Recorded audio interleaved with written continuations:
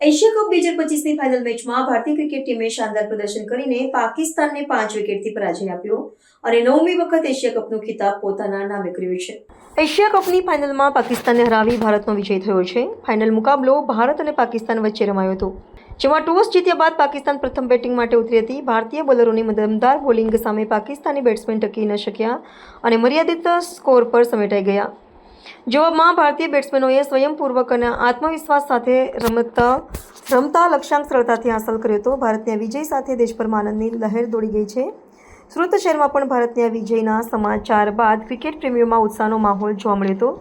શહેરના કેન્દ્રબિંદુ ભાગળ 4 રસ્તા પર લોકોની ભીડ ઉમટી પડી હતી। લોકોના હાથમાં તિરંગા હતા, દેશભક્તિના નારા લગાવતા હતા અને ઢોલ વગાડી ઉજવણી કરવામાં આવી હતી। સુરતના યુવાનો અને પરિવારોએ સાથે મળીને સમગ્ર શહેરમાં ભારતીય ટીમની જીતને ઉત્સાહભેર ઉજવ્યો હતો અને ભાગળ 4 રસ્તા પર ભારત माताની જયનો નાદ ગુંજી उठ्यो હતો।